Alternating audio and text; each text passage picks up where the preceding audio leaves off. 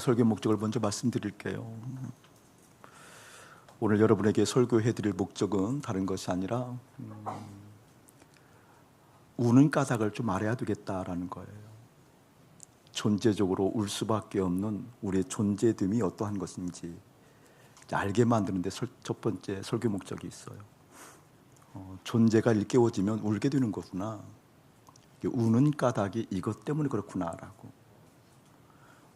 많은 울음의 형태가 있잖아요.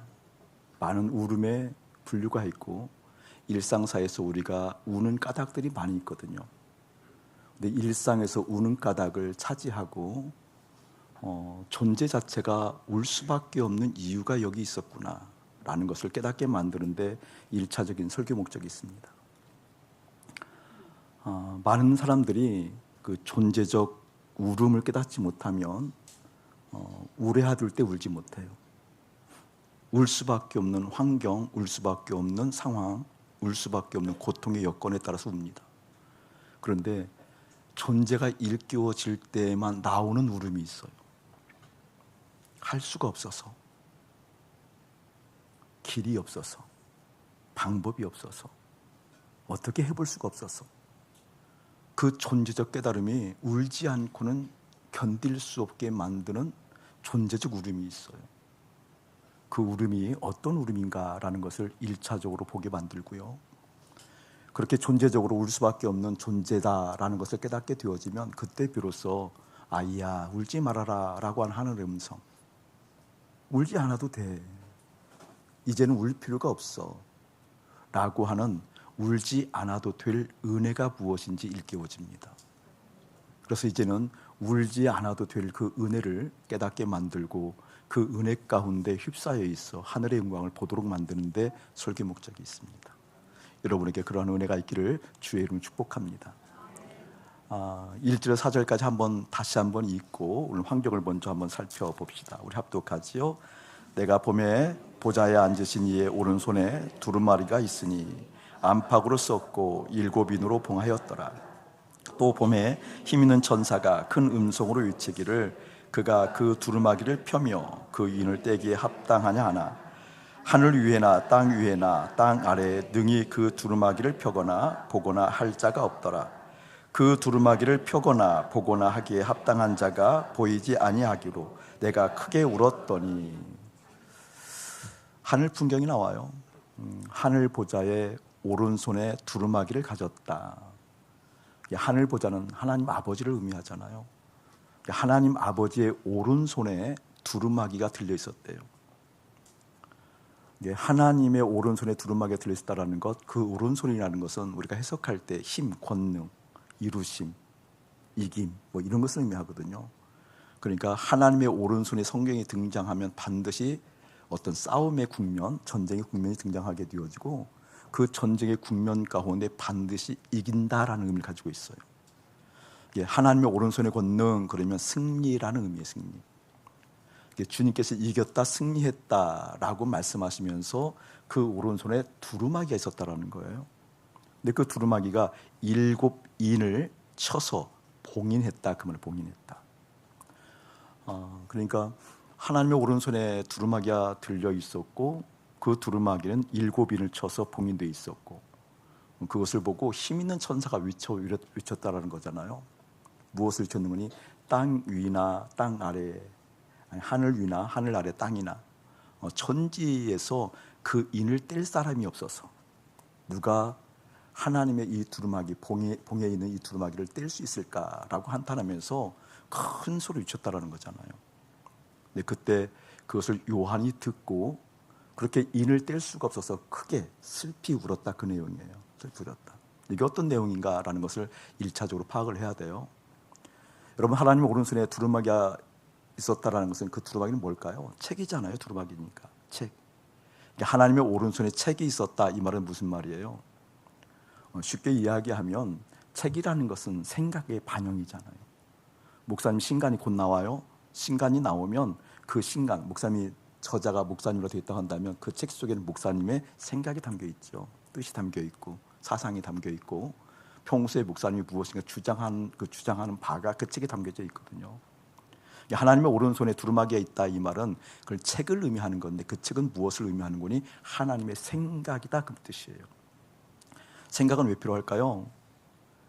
생각은 계획함의 기초잖아요.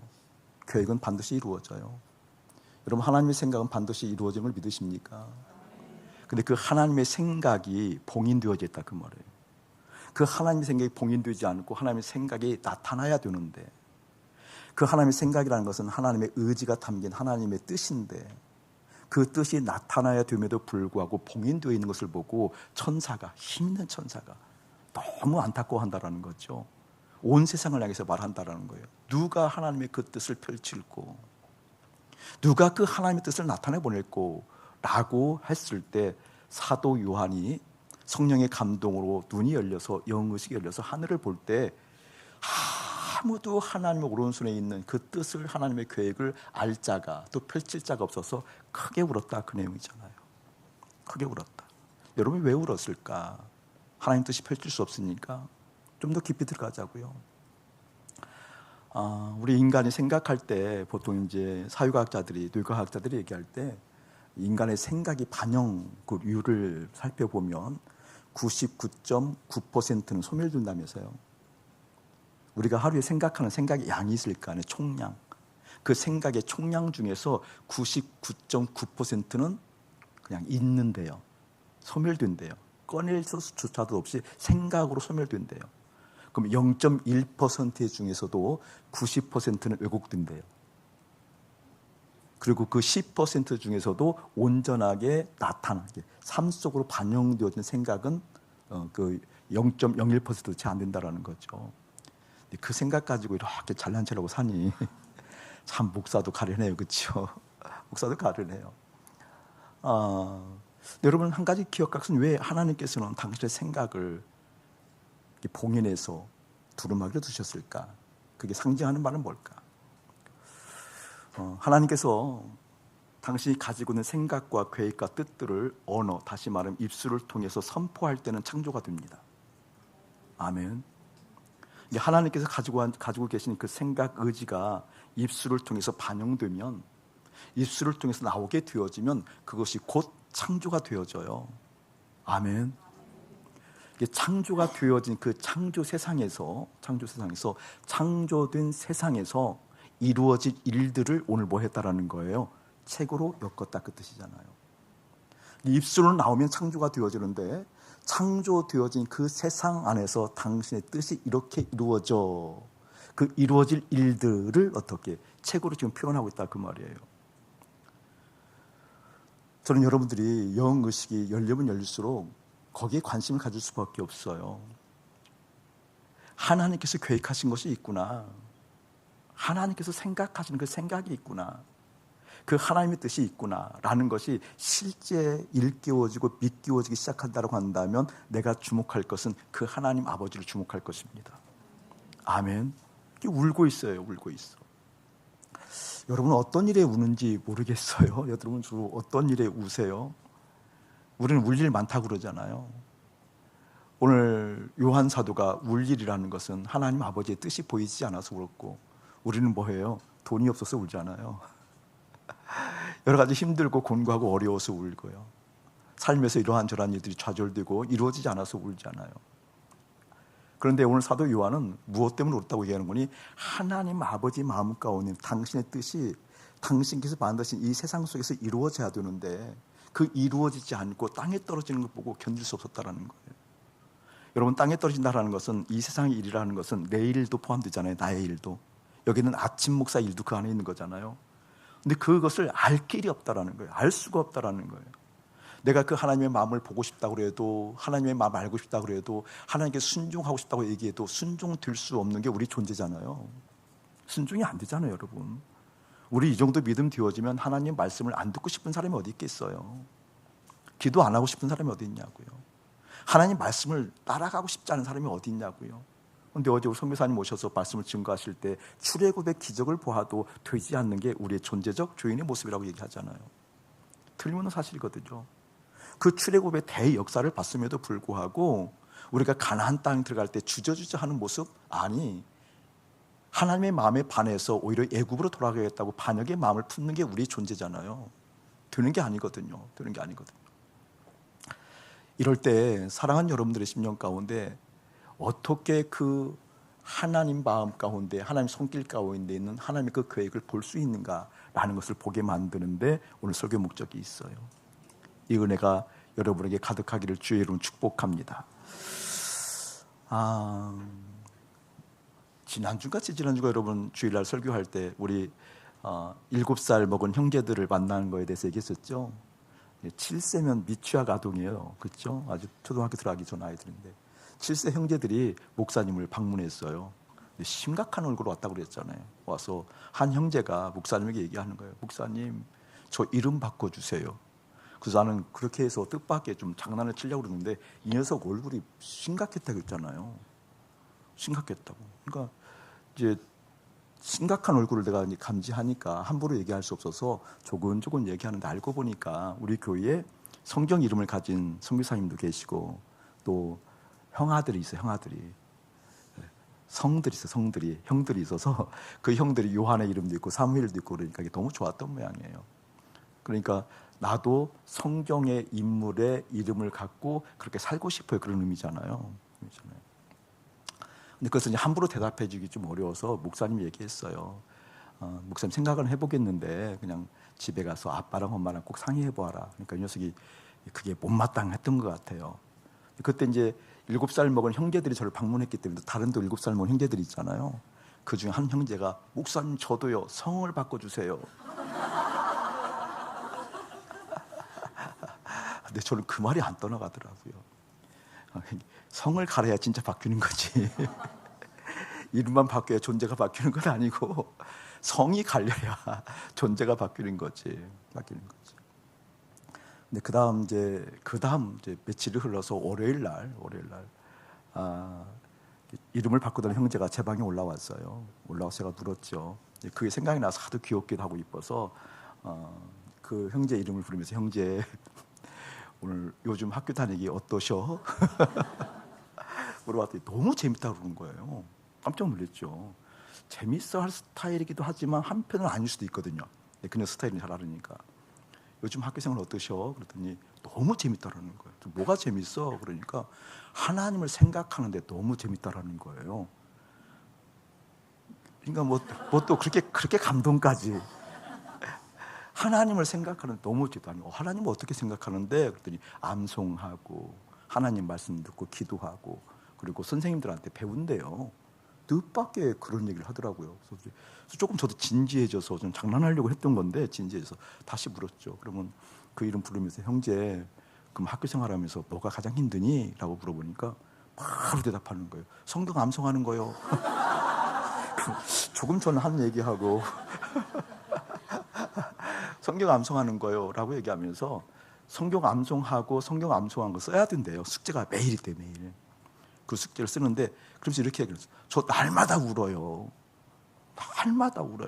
날마다 울면서 암송하고 기록한다고 그러더라고요.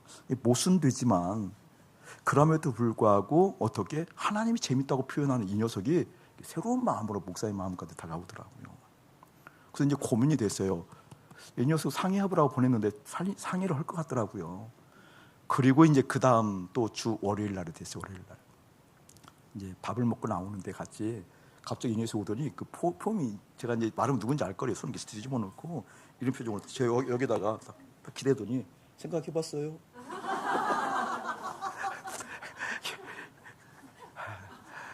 그 녀석 8등신은 아니에요. 머리가 크거든요. 얼마나 이쁜지 몰라요. 이렇게 딱 뒤집어 놓고 손을 넣고 제 가슴에 탁 기대면서 생각해봤어요. 그러더라고요. 너무 이뻐서 제가 얘기했죠. 너는 생각해봤냐? 아니, 너는 좀 상의해봤냐? 너는 상의해봤냐? 그랬거든요. 그러니까 정말 심각하게 돌아가더라고요. 심각하게. 그러니까 제 마음이 저 녀석 갈수록 참 멋있다. 이쁘다. 그리고 이제 이번 주 월요일 날이 됐어요. 4주가 흘러갔어요. 3주 이상 흘러간 거죠. 이번 주 월요일 날 막 팔글로는 저한테 왔어요. 목사님 상의해봤어요. 아빠가 참 목사님 말 안 들어요. 교회 안 나온 지 오래됐어요. 어쩌다 한 번씩은 나왔으면 어쩌다 한 번씩도 안 나와요. 엄마가 얼마나 기도하는지 몰라요. 엄마는 누군지 알겠죠, 여러분? 우리 교회 천사예요, 천사. 그런 아내 이렇게도 대답을 해줘야 조금 분위기가 좋아지니까. 우리 교회 천사예요, 천사. 상의해봤어요, 그러더라고요. 그냥 엄마 말고 아빠하고 상의해봤냐고 했더니 아빠하고 상의했대요. 그래서 아빠가 이름을 바꾸어도 된다고 그랬다고. 그럼 이제 이름을 바꿔줘야 되지 않느냐, 그 정도 됐으면 목사가. 근데 이름을 또 탁 바꿔주면 집에 가서 호적을 또 바꿔달라고 하면 또 문제가 생기잖아요. 그 녀석을 좀 오라고 그래서 이제 얘기 좀 하자, 목사님하고 얘기해서 이런 얘기 저런 얘기 하다가 이런 얘기를 했어요. 목사님도 이름이 두 개다. 아버지가 지어준 이름은 이선세라는 이름이 있고 교회에서 부르는 이름 이아침이 있다. 너도 목사님 아침 목사님으로 때로는 이야기하고 때로는 목사님 골릴 때 아침 하고 도망가잖아. 목사님 이름이 두 개다. 그런 의미도 너도 이름을 두 개 가졌으면 좋겠다. 끄덕끄덕 하더라고요. 그래서 제가 물었어요. 그러니까 성경에서 이야기하고 있는 좋은 의미, 좋은 생각, 좋은 뜻이 있는데 그런 이름을 원하는 거야? 아니면 성경의 인물을 원하는 거야? 했더니 뭐 단연코 성경 인물이 그러더라고요. 성경 인물은 떠오르는 인물이 딱 두 명 있어요, 두 명. 근데 두 명을 얘기해주면 그냥 별로 안 좋아할 것 같아. 그래서 바로 얘기를 못 해주고 우리 한 주간만 기도하자. 오늘도 와서 그러더라고요. 이제 월요일 날 목요일날이잖아요. 와서 주일날 찾아갈게요. 내가 주일날 보자고 그랬거든요. 주일날 보자고 했거든요. 너무 이쁜 거예요. 너무 이쁜 거예요. 저는 여러분의 마음 가운데 하나님을 기대하는 마음이 그렇게 있기를 주님 축복합니다. 요한이 울었대요. 울었대요. 우리는 철없는 아이 7세 아이를 생각하지만 철없는 아이가 아니라 주님을 향한 그러한 태도가 있었으면 참 좋겠어요. 하나님 저 바뀌기 원해요. 내 존재가 바뀌기를 원해요. 심지어 7세 우리 형제들 중에 한 형제는 성을 갈아주세요. 이렇게 존재의 변화를 원하는 것처럼 여러분에게 그러한 욕구가 차오르기를 주의 이름 축복합니다. 요한이 그것 때문에 울었다라는 거예요. 근데 울었을 때 오늘 말씀에 보면 이렇게 또 이야기하고 있어요. 5절 보니까 장로 중에 한 사람이 내게 말하되 울지 말라. 유대 지파의 사자 다윗의 뿌리가 이겼으니 그 두루마기와 그 7인을 떼시리라 하더라. 저는 이 말씀을 보면 여러 가지 생각이 들더라고요. 하나님의 마음이 여러 가지로 들어오더라고요. 24장로를 조금 이따 설명하겠지만 24장로 중에 한 사람이 이야기하는 거예요. 울지 말아라, 이제 울지 말아라. 왜냐하면 지금 그 인을 뗄 어린 양이 있다는 거잖아요. 근데 그 어린 양이 있다는 것을 어린 양으로 표현하지 않고 뭐라고 얘기하는 거니? 유대 지파의 사자 다윗의 뿌리가 이겼으니. 유다의 사자로 얘기하고 있잖아요. 또 뒤에 가보면 우리가 뭐라고 그 유다의 사자를 표현하고 있어요? 어린 양이라고 표현하고 있어요. 같은 분이잖아요. 유다의 사자와 어린 양이 같은 분이에요. 같은 분. 근데 같은 분인데 이 같은 분에 대해서 왜 한쪽은 유다의 사자라고 얘기하고 한쪽은 어린 양을 얘기하는가? 대비하면 너무나 다르잖아요. 너무나 다르거든요. 그런데 그 유다의 사자 되신 우리 예수님이 쉽게 말하면 어린 양 되신 그 예수님이 그 인을 뗀다 그 얘기잖아요. 그런데 왜 유다의 사자로 표현하기도 하고 한쪽은 어린 양이라고 표현하기도 하는가? 중요한 의미가 있거든요. 왜 이게 중요한 거니? 이렇게 먼저 생각해 봐야 돼요. 우리 하나님은 그냥 말씀하시면 창조가 되잖아요. 빛이 있으라면 빛이 되고, 그렇잖아요. 바람이 있으라면 바람이 생기는 거잖아요. 물이 있으라면 물이 생기는 거고, 하늘이 있으라면 하늘이 생기는 거잖아요. 그러면 그냥 세상에서 창조된 세상에서도 그냥 말씀하시면 될 것이잖아요. 또 말씀하지 않고 가지고 있어도 어차피 되는 거 아니에요? 그렇죠. 그러니까 우리가 알 수 없지만 어차피 되는 거거든요. 그럼 굳이 그것을 뗄 사람을 찾아야 될 이유는 없잖아요. 그리고 결과론적으로 오늘 누가 이것을 떼게 되어지는 거니? 예수님이 뗀 거잖아요. 어린 양 되신 예수님이 뗀 거잖아요. 근데 그 어린 양 되신 예수님이 왜 굳이 떼야 되는가? 이것을 꼭 떼야만 되는 걸까? 왜 그것도 유다의 사자를 이야기하면서 내용을 살펴보면 유다의 사자로 표현됐다가 어린 양 예수가 그걸 꼭 뗐을까? 어린 양 예수가 꼭 뗐을까? 그냥 그것을 떼지 않고 두면 안 되는 건가? 왜 그래야만 되는 걸까라는 것이 우리의 신앙생활 가운데 대단히 중요하기 때문에 그래요. 믿음의 본질이기 때문에 그래요. 하나님의 마음이 담겨있는, 하나님의 생각이 담겨있는 그 믿음의 본질을 우리가 깨닫지 못하면, 알지 못하면, 실제되지 못하면 믿음이 계속해서 겉돌기 때문에 그래요. 그때 비로소 우는 것과 울지 않는 것. 울 수밖에 없는 우리의 존재가 울지 않는 영광이 어떤 것인가 실제되기 때문에 그래요. 그것이 실제 될 때에만 이 땅에서 살아갔을 때 그 하나님과 교제가 이렇게 되는 거구나, 그 하나님의 영광 가운데 이런 식으로 들어가는 거구나 라는 것이 실제되기 때문에 그래요. 그 은혜가 가득히 일깨워지기를 예수님 축복합니다. 여러분, 오늘 많은 표현들, 우리 찬양도 지금 계속 그 찬양을 한 것 같아 보니까, 그렇죠? 어린 양을 표현할 때 어떻게 어린 양을 표현하는 거는 이렇게 표현하잖아요. 능력과 부와 지혜와 힘과 존귀와 영광과 찬송을 받게 합당하신 7 성품이 나와요. 능력이 있고 부가 있고 지혜가 있고 능력이 있고 뭐예요? 존귀가 있고 영광이 있고 찬송이 있더라고. 여러분, 어린 양이 능력이 있다, 매치가 돼야 안 돼요. 매치가 안 되는 거거든요. 여러분, 시편 23편 설교는 너무나도 많이 들었기 때문에 잘 알잖아요. 그것은 뭐 여호와는 나의 목자시니 내게 부족함이 없다라고 했을 때, 내가 부족함이 없다, 여호와는 나의 목자다라고 얘기했을 때, 하나님이 나의 목자가 되면 나는 뭐라는 거예요? 여러분, 양이라는 거였잖아요. 양. 팔레스타인 지역에서 욕 중에 욕, 상욕, 가장 듣기 싫은 욕이 이 양 같은 놈이에요. 우린 양 같다고 하면 분위기가 좋지요. 사실 내용적으로 알고 보면 가장 듣기 싫은 욕이 양 같다. 양은 냄새나요. 그럼 털이 부게 있잖아요. 털을 이렇게 떠들어 보면 그 자리가 막 베개 있어요. 실제 거기서 이렇게 비비고 그러면 그 자리가 쓱 웃고 나올 수 있어요. 정말 정말 냄새나고 들어요.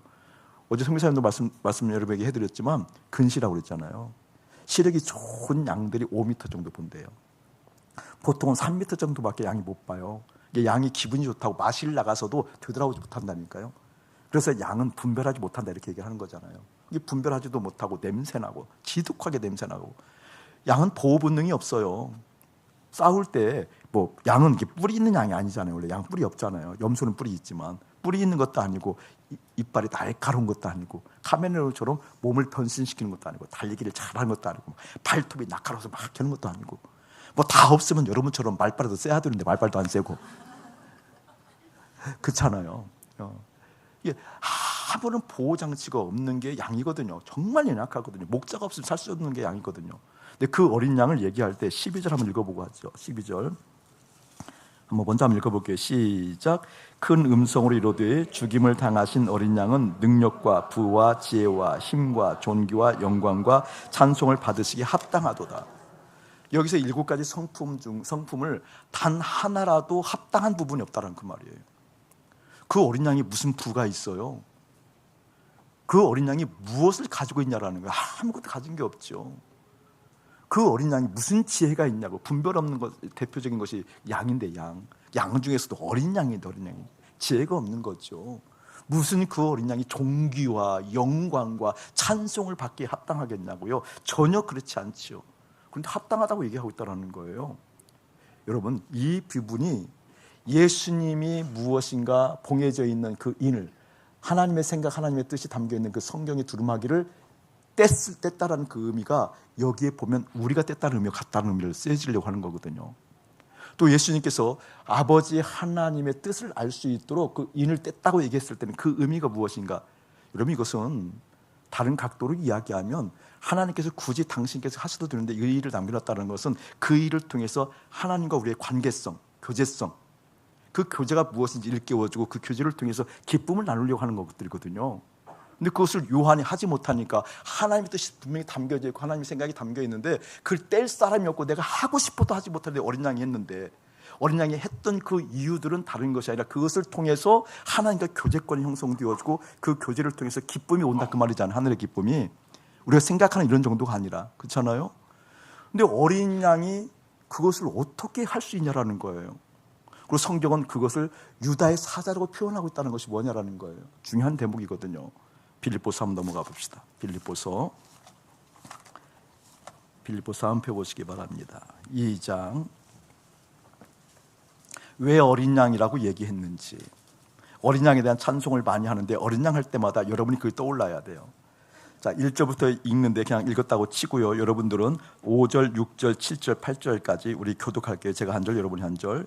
너희 마음에 이 마음을 품으라. 곧 그리스도 예수의 마음이니 그는 근본 하나님의 본체시나 하나님과 동등됨을 취할 것으로 여기지 아니하시고 오히려 자기를 비워 종의 형체를 가지사 사람들과 같이 두셨고 사람의 모양으로 나타나사 자기를 낮추시고 죽기까지 복종하셨으니 곧 십자가에 죽으심이니라. 아멘. 아멘. 여러분, 이것은 자기 비하라고 얘기하잖아요. 우리 예수님께서는 하나님 아버지와 똑같은 삼위일체, 똑같은 성품, 똑같은 속성을 가지고 있음에도 불구하고 같은 동급으로 여기지 아니하시고 자기를 비웠다고 얘기하는 거잖아요. 여러분, 원래 삼위일체라는 것은 파트너십이 있어야 되는 거예요. 그렇잖아요. 여러분, 파트너십이라는 건 다른 것 아니에요. 뭐예요? 뭔가 서로가 상호 부족한 것을 메꾸어 주는 게 파트너십이잖아요. 이게 온전하면 파트너십이 필요 없어요. 온전한데 무슨 파트너가 필요가 있어요? 완전한데. 이게 파트너가 필요하다는 것은 상호 서로 부족한 것을 메꾸어주고 보충해주고 함께 합력하려고 있는 거잖아요. 그런데 우리 아버지 하나님은요, 온전하신 분인 것을 믿으십니까? 아멘. 완전하신 분을 믿으세요? 그런데 예수님과 우리 하나님 아버지가 지금 이 땅에 와서 우리 예수님께 당신의 뜻을 베풀려고 했을 때 우리 하나님과 파트너십을 가지고 이 땅에서 일을 하는 거잖아요. 그런데 하나님은 온전하신 분이에요. 완전하신 분이에요. 이게 파트너십이 필요해요? 안 필요해요? 필요치 않잖아요. 그런데 파트너십으로 살아야 되는 거잖아요. 그래서 삼위일체인 거잖아요. 그래서 하늘의 뜻이 이 땅에 이루어지도록 파트너십이 드러나야 되는데, 근데 우리 아버지 하나님은 온전해요. 그러니까 파트너가 필요해요? 안 필요해요? 필요하지 않아요. 그래서 자기를 비운 거예요. 아멘. 그래서 예수님이 자기를 비운 거라니까요. 완전하게 없는 것처럼 여긴 거라니까요. 하나님임에도 불구하고 사람처럼 된 거라니까요. 아멘. 사람처럼 되니까 그때 어떻게 된 거예요? 아버지 하나님의 온전하심이 누구에게 온 거예요? 예수님이. 할렐루야. 하나님 아버지의 능력이 누구에게 온 거예요? 우리 예수님에게. 하나님 아버지의 부가 누구에게 온 거예요? 예수님에게. 하나님의 지혜가 누구에게 온 거예요? 우리 예수님에게. 하나님의 능력과 존귀와 영광과 찬송이 누구에게 온 거예요? 우리 예수님에게. 그게 자기 비하, 이런 뜻이에요. 자기 비하. 저는 여러분, 이 뜻이 그냥 이루어지는 것이 아니라니까요. 이것이 성경을 보게 되어지면 예수님이 살아가는 일들 속에, 날들 속에 사역을 행할 때 예수님이 행했던 모든 일들의 원칙이 여기서 드러나요. 자기 비하를 통해서. 우리 하나님과 함께 파트너를 발휘해야 되는지, 하나님은 아버지는 온전하시기 때문에 자기를 비워서 하나님 아버지가 내게 두르게 만들었어요. 그렇죠? 그래서 예수님이 공생에 살아갈 때 어떻게 살아요? 요한복음 5장 19절에 보면 나는 아버지께서 하신 일을 보지 않고는 결코 스스로 할 수 없나니. 아멘. 요한복음 5장 한번 펴보세요. 요한복음 5장 19절 말씀.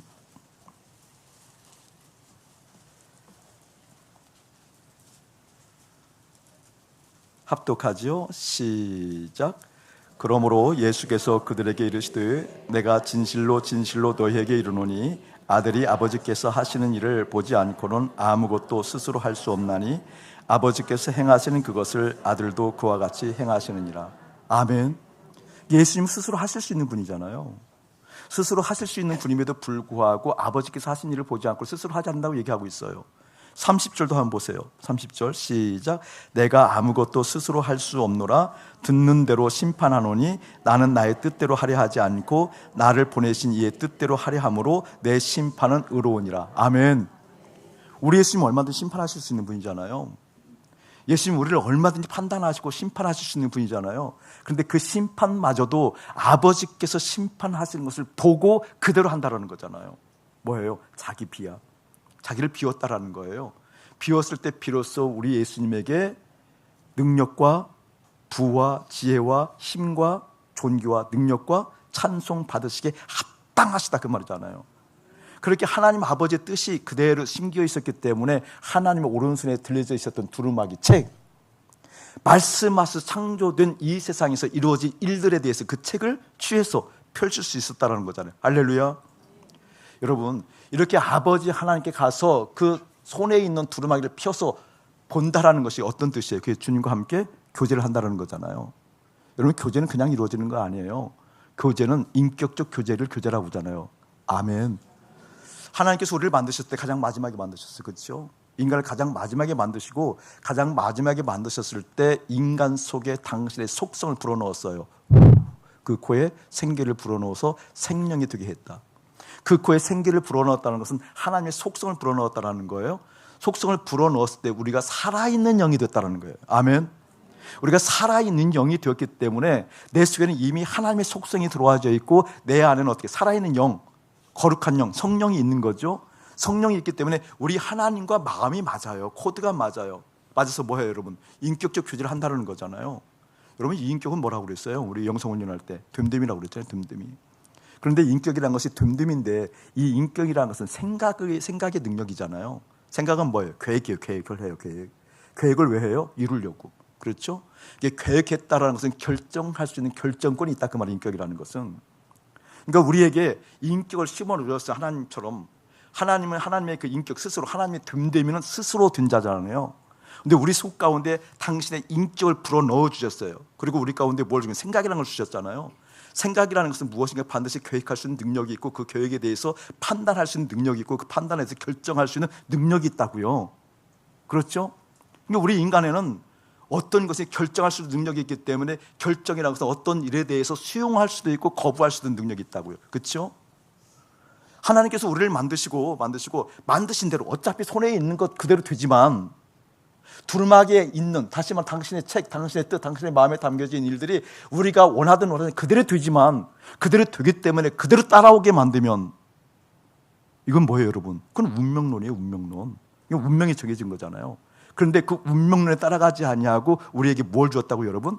인격적 교제를 할 수 있는 거부권을 주신 거예요. 거부권. 중요한 의미라니까요. 그러니까 우리가 맥없이 하나님을 따라가는 인생이 아니라 우리에게 인격이 생각이 들어왔다는 것은 무엇이 있는 거니? 거부할 수 있는 능력이 있어요. 거부할 수 있는 능력. 이 거부할 수 있는 능력을 가지고 인격적인 교제를 한다니까요. 무슨 말일까요? 우리는 선악과를 따먹을 수 있는 힘이 있어요. 실제 따먹었잖아요.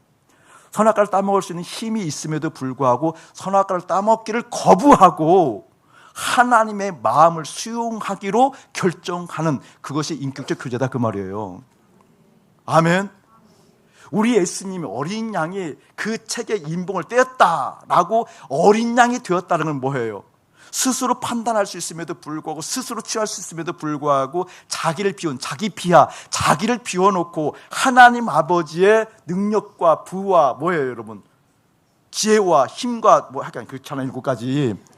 7가지가 들어와서 그것을 어떻게 하나님 아버지가 하신 것을 그대로 하는 그 인격적 교제, 그것을 통해서 뭐 한다라는 거예요? 하나님과 깊은 교제를 통해서 당신의 기쁨을 드린다는 거예요. 할렐루야. 아멘. 그것 때문에 이렇게 됐다라는 거예요. 자, 그렇게 됐을 때 요한복음 8장 한번 보세요. 요한 8장 28절도 한번 읽어봅시다. 28절.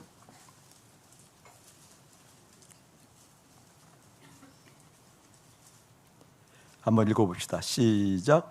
이에 예수께서 이르시되 너희가 인자를 든 후에 내가 그인 줄을 알고 또 내가 스스로 아무것도 하지 아니하고 오직 아버지께서 가르치신 대로 이런 것들을 말하는 줄도 알리라. 나를 보내신 29절까지요. 시작. 나를 보내신 이가 나와 함께 하시도다. 나는 항상 그가 기뻐하시는 일을 행함으로 나를 혼자 두지 아니하셨느니라. 아멘. 아멘. 지금 요한이 울고 있어요. 누가 인봉을 뗄까라고 지금 울고 있는 상황 가운데 24장로가 나와서 울지 말아라 얘기하면서 뗄 자가 있다. 유다의 사자를 얘기해요. 그 유다를 사자를 얘기하면서 그 유다의 사자가 좀 이렇게, 다시 한번 본문으로 넘어가면서 봅시다. 넘어가면 그 유다의 사자가 9절 한번 읽어볼게요. 9절 목사님 읽을게요. 그들의 새 노래를 불러 이르되 두루마기를 가지시고 그 인봉을 떼기 합당하시도다. 일찍이 죽임을 당하사 각 족속과 방언과 백성과 나라 가운데 사람들을 피로 사서 하나님께 드리고, 피로 사서 하나님께 드리고, 이 말이 무슨 말이에요? 예수님이 죽으셨다는 거잖아요. 그리고 오늘 그 어린 양이 나오는데 그 어린 양이 일찍이 죽음을 당했다 이렇게 나와요. 그렇죠? 그러니까 그 울지 말아라 유다의 사자가 인봉을 떼는데 그 유다의 사자는 어린 양이야. 그 어린 양이 자기를 비웠다라는 거예요. 비우고 죽었다라는 거죠. 죽임당한 어린 양이라고 그러잖아요. 죽임당한 어린 양이 그 인봉을 뗀 것을 가지고 누가 기뻐하는 거, 이제는요? 내가 기뻐하는 거죠. 그 어린 양과 함께 그 피로 나를 샀다라는 것은 주님과 함께 연합하는 거죠. 아멘. 아멘. 그 주님과 함께 연합했을 때 나는 뗄 수 없었지만, 나는 아버지 하나님께 갈 수 없었지만, 나는 아버지 하나님께 가서 교제할 수 없었지만, 예수님이 자기 비하를 통하여서 아버지 하나님과 기쁨을 누리고 아버지 하나님과 교제하는 걸 통해서 나는 그 예수님과 연합함을 통해서 아버지 하나님께 나갈 수 있다는 거잖아요. 아멘. 아멘. 여기도 한번 봅시다. 어디를 한번 고린도후서를 보고 넘어가죠. 고린도후서 4장 16절, 17절, 18절 한번 읽어봅시다. 고린도후서 시작. 그러므로 우리가 낙심하지 아니하노니 우리의 겉사람은 낡아지나 우리의 속사람은 날로 새로워지는도다. 우리가 잠시 받는 환난에 경한 것이 지극히 크고 영원한 영광 중한 것을 우리에게 이루게 함이니 우리가 주목하는 것은 보이는 것이 아니요 보이지 않는 것이니 보이는 것은 잠깐이요 보이지 않는 것은 영원함이로다. 아멘. 이 부분을 좀 새롭게 한번 봐야 돼요. 봐야 오늘 마음 좀 이해가 돼요. 16절 자세히 보면 이런 거예요. 우리가 낙심하지 아니하노니 우리의 겉사람은 낡아지나 우리의 속사람은 날로 새로워지도다. 낙심하지 않는 이유가 지금 어떤 거라고 생각되세요? 툭 얘기해봐도 괜찮아요. 낙심하지 않는데요. 그러므로 우리가 낙심하지 않는데 우리의 겉사람은 낡아지나 우리의 속사람은 날로 새로워지도다. 우리 겉사람은 늙어지는데 속사람이 새로워지기 때문에 낙심하지 않는다. 이런 의미를 대부분 다 이해를 하거든요. 그렇게 이해를 하면 성경을 이해하는 게 아니고요. 어린 양이 인을 뗀 것처럼 그 인을 뗀다는 것이 어떤 의미인지 쉽게 들으지 못해요. 절대 그런 얘기가 아니에요. 우리가 낙심하지 않는 이유가 우리의 겉사람은 후패하고 늙어지고 낡아지나 우리의 속사람이 강건하기 때문에 낙심하지 않는다, 그런 뜻이 아니에요. 그러므로 낙심하지 않는다 이유는 뭐고 위의 말씀들을 봤거든요. 14절 한번 볼래요? 주 예수를 다시 살리신 이가 예수와 함께 우리도 다시 살리사 너희와 함께 그 앞에 서게 하실 줄을 아노라. 다시 말하면 예수님의 부활이 우리의 부활이라는 약속이잖아요. 아멘. 그렇죠? 예수님의 부활이 우리의 부활이에요. 그러니까 지금 그러므로 낙심하지 말라는 말은 어떤 말인 거니? 예수님이 부활이 있기 때문에 낙심하지 않는다는 거. 아멘. 이게 문장이 달라요. 예수님의 부활이 있기 때문에 우리가 낙심하지 않고, 또 하나는 우리의 겉사람은 낡아진다. 그리고 또 하나는 우리의 속사람은 날로 새로워진다. 무슨 말일까요, 여러분? 겉사람이 늙어지기 때문에, 낡아지기 때문에 정말 낙심할 일인데, 그래도 속사람이 강건하니까 그냥 낙심하지 말아라 이런 뜻이 아니고요. 우리가 부활해요. 부활이라는 것이 분명히 있기 때문에 부활이라는 속성이 실제로 내가 믿기워지고 실제로 그 하나님을 봤기 때문에, 부활이라는 영광을 봤기 때문에 내가 낙심할 이유가 없다고 얘기하는 거예요. 그런데 뭘 하는 거예요? 겉사람 늙어간다 이 뜻. 무슨 말일까? 보세요, 여러분. 부활이 있기 때문에 낙심하지 말아라. 그렇기 때문에 낙심이라는 것은 뭘까? 예를 들면 부활이 있기 때문에 낙심하지 않는다 이 말은 정말 세상 살아갈 때 하나님의 영광을 본 사람들의 특징은 이게 너무나 선명한 거예요. 목사님 보니까 뭐가 본 거니? 하나님을 알면 알수록 보이지도 들지도 만질 수 없는 그 하나님이 선명하면 설명할수록 정말 신비 중에 신비잖아요. 하나님 만질 수도 없잖아요. 볼 수도 없잖아요. 경험할 수도 없잖아요. 근데 그 하나님이 내게 실제 되고 너무나 확실하고 갈수록 선명해진다. 이건 여러분 다른 차원이거든요. 그래서 이제 보이는 것 보이지 않는 것 지금 얘기하는 거잖아요. 그 하나님이 너무나 선명하고 하늘의 영광이, 하늘의 기쁨이 너무나 선명하면, 그 부활의 영광이 너무나 선명하면 이 사람에게서 낙심은 뭔 줄 아세요, 여러분? 이 세상에서 살아가는 일이 낙심이에요. 이해돼요? 여러분 믿음이 조금이라도 진짜로 있게 되어지면 진짜로 있는 그 믿음이 내 속에서 계속 갈망이 일어난다니까요. 어떤 갈망이 일어날까요? 보이지도 않는 하나님을 채우고 싶은 갈망이 일어나요. 그게 하면 믿음이 정말 내 안에 조금 깃들게 되어지면 내 안에 원하는 것이 달라진다니까요. 그리워하는 것이 달라진다니까요. 정말 신비한 일이에요. 보이지 않는데, 들리지 않는데, 만질 수도 없는데, 차원이 달라서 시간과 공간을 이동해서 그 하나님 만날 수 없는데 그 하나님이 너무나 그리워지는 거예요. 그 하나님이 너무나 실감이 나는 거예요. 보이지 않는데 실감이 나요. 그래도 여전히 보이는 것이 좋사오니 이걸 넘어서는 게 믿음이잖아요. 아니 그 하나님 실감이 나는 거거든요. 근데 이 사람에게 있어서 그 하늘의 영광을 믿음이 그 하나님 나라가 실제 되어진 하나님의 사람들의 그 크기가 커가면 커갈수록 선명한 낙심이 뭔 거니? 그 하나님이 실제 되기 때문에 이 땅에 살아가는 것이 낙심이다 그 말이에요. 이게 아니라고요? 아니에요 여러분. 고린도후서 5장 보세요. 바로 옆에 5장 1절 2절 제가 읽을게요. 만일 땅에 있는 우리의 장막집이 뭐예요? 우리의 육신이잖아요. 만일 땅에 있는 우리의 육신이 무너지면 죽으면 낡아지면 하나님께서 지으신 집 곧 손으로 지은 것이 아니요 하늘에 있는 영원한 집이 우리에게 있는 줄 아느니라. 참으로 우리가 여기 있어 탄식하며, 어디에 있으면 탄식하며? 이 땅에 있으면 탄식한대요. 이 땅에 있는 것이 탄식이래요, 낙심이래요, 절망이래요. 너무 싫다는, 누군 너무 당연한 것 아니에요 여러분? 하나님의 영광을 본 사람들이, 하늘의 영광을 본 사람들이 이 땅 가지고 만족되겠냐고요. 화낼 일은 아닌데 화가 났어요. 믿음이 실제가 되어지면, 그 천국의 영광이 실제 됐으면 이 땅에 있는 것이 낙심이죠. 그래서 뭐라고 얘기해요? 참으로 우리가 여기 있어 탄식하며 하늘로부터 오는 우리의 처소를 덧입기를 간절히 사모한다. 할렐루야. 목사님이 그냥 16절 그냥 하는 얘기가 아니다 그 말이에요. 낙심은 무엇이고, 이 땅에 살아있는 것이 낙심이에요. 너무나 낙심되는 거예요. 그런데 겉사람이 늙어간대요. 그러면 겉사람이 늙어가는 것이 낙심일까요? 왓살까요? 그 개념이 이해되고 왓살라고 하는 거예요? 나는 지금 천국에 빨리 가고 싶고 하늘의 영광을 빨리 보고 싶고 하나님 아버지와 교제하고 싶고, 오늘 요한이 그 하늘의 매력을 본 거라니까요. 하나님 아버지를 본 거예요. 하나님, 나 그 영광 봤어요. 변화산처럼. 그 요한은 실제 하나님의 영광을 본 거잖아요. 그 하나님의 영광을 보고 하나님의 영광을 봤을 때 빨리 그 하나님께 가고 싶은데, 주님께서 당신의 뜻이 있어 이 땅에 살아가니까 낙심이 드는 거예요. 근데 낙심이 드는데 때마침 내가 늙어가. 그때 어떤 거예요? 와, 소망 있네, 그 뜻이 이게.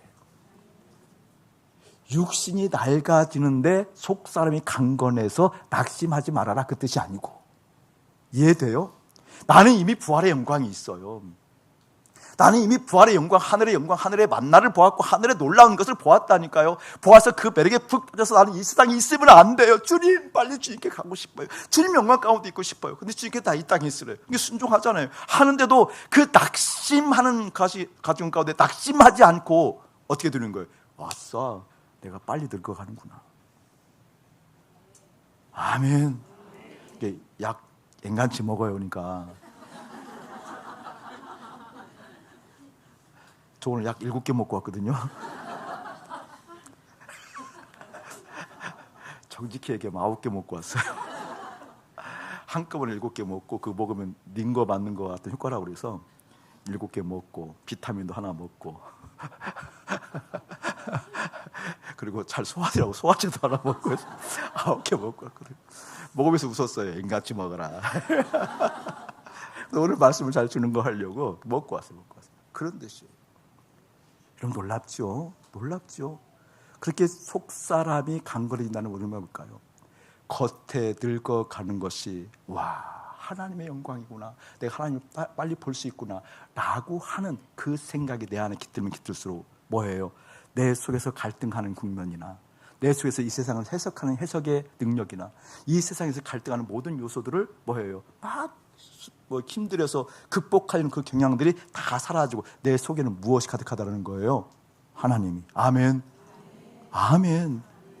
어린 양 예수가 당신을 비워서, 당신을 비워서 온전히 아버지 하나님과 연합해서 그 아버지 하나님의 마음이, 생각이, 능력이, 영광이, 존귀와 들어왔을 때, 그때 비로소 하나님과 어떻게 친밀한 교제를 나누어 하나님 오른손에 있는 그 두루마기를 떼었던 것처럼 우리의 생도 부활의 영광이 그 예수님과 함께 연합했을 때, 예수님과 연합했을 때 부활의 영광이 있을 때, 그때 비로소 어떻게 우리의 겉사람이 늙어가는 것이 안타까운 것이 아니라, 그럼에도 불구하고 속사람이 강건해지니까 됐다 안심하는 것이 아니라, 오히려 우리가 겉사람이 늙어가는 것조차도 어떻게, 우와, 하나님께 빨리 가겠구나, 우와, 할렐루야 라고 얘기할 수 있는 그 영광이 여러분에게 깃들기를 예수님 축복합니다.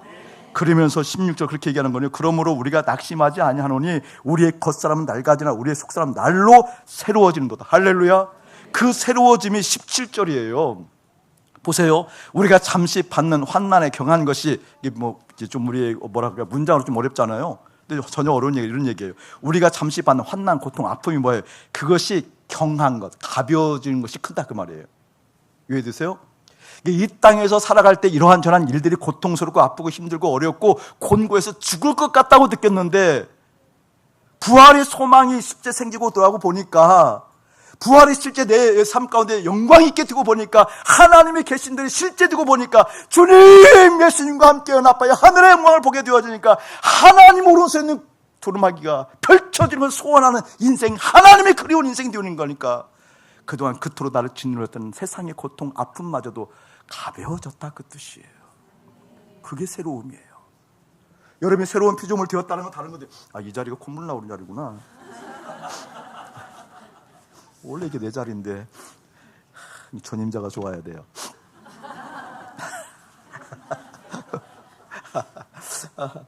그 얘기 지금 이야기가, 그간에는 세상 극복하는 일하고 문제 해결하는 일하고 세상에 이러한 저러한 일을 쫓아가서 그것을 무엇인가 만회하라고 애썼던 그 무거운 짐들이 경한 것이 지극히 컸단 말이잖아요.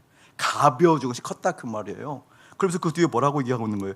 영원한 영광에 중한 것을 우리에게 이루하는 거예요. 영광이 영원한 것이 어떻게 해요, 여러분? 그것이 커졌다 그 뜻이에요. 새로운 뭐라는 거예요. 그렇기 때문에 내 안에 있는 소욕들이 소멸되어지고, 내 안에서 예수 부자 되고 하나님 부자가 되어지고, 내 안에서 예수가 왕성해져서 그 예수를 가득 채워져서 예수의 마음이 채워지는 영광 있는 것을 기억하기를 예수님 축복합니다. 그래서 얘기하는 거예요. 우리가 주목하는 것은 보이는 것이 아니요 보이지 않는 것이니 보이는 것은 잠깐이요 보이지 않는 것은 영원함이로라. 할렐루야. 조금 이따 성령을 얘기하겠지만 성령께서 오셔서 이 일을 하는 거예요. 그간에는 하늘의 영광이 보이지 않고 하나님이 보이지 않고 하나님과 함께하는 영의식이 열리지 않기 때문에 보는 것이 중요했어요. 보여지는 것을 통해서 선행하는 것도 중요했어요. 보는 것을 통해서 그것을 채우고 있어야 한심했어요. 근데 날이 가면 갈수록 뭐 한 거예요? 그것이 아니고 보이지 않는 세계가 커져가는, 보이지도 만지지도 경험할 수 없었던 4차원 이상에 계신 그 하나님 아버지가 내 안에 계셔서 그것이 실제되고 경험되는 것이 너무나 신비스럽고 놀라운 일들, 그 영광이 예수의 이름으로 여러분의 가득하기를 주의 이름으로 축복합니다. 오늘 본문으로 넘어갑시다. 그렇게 우리를 샀대요. 사서 예수의 피와 함께 사서 하나님께 드리고 10절 크게 읽어봅시다. 시작. 그들로 우리 하나님 앞에서 나라와 제사장들로 삼으셨으니 그들이 땅에서 왕노릇 하리로다. 우리 찬양할 때 나라와 백성과 제사장과 왕 같은 제사장도 얘기하고, 근데 그 의미들 정확히 좀 알아야 하면 좋겠어요. 예수님이 그 어린 양 예수가 자기를 비워서 하나님의 모든, 아버지의 모든 것들이 그 예수님 안에 깃들어서 그 예수님이 아버지께서 하신 것을 보지 않고는 행하셨고 아버지께서 판단하지 않고는 그 판단하는 것을 보지 않고는 아무것도 하지 않는, 그렇게 자기를 비운 그 예수님이 하나님 아버지와 교제하는 거잖아요. 그렇죠?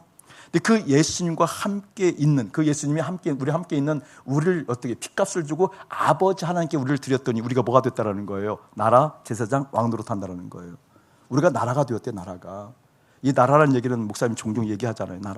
나라는 것은 1차적으로 모든 것이 다 있는 것이 나라예요. 심지어 팔레스타인 지역에 지금 그냥 들려오는 것만, 일방적으로 들려오는 것이 있겠지만 일방적으로 들려오는 것만 보면 그냥 한 부분만 떼서, 그냥 예를 들면 하마스 조직이 그 어려운 나라, 어려운 공동체잖아요. 팔레스타인 공동체가, 가자지구 공동체가.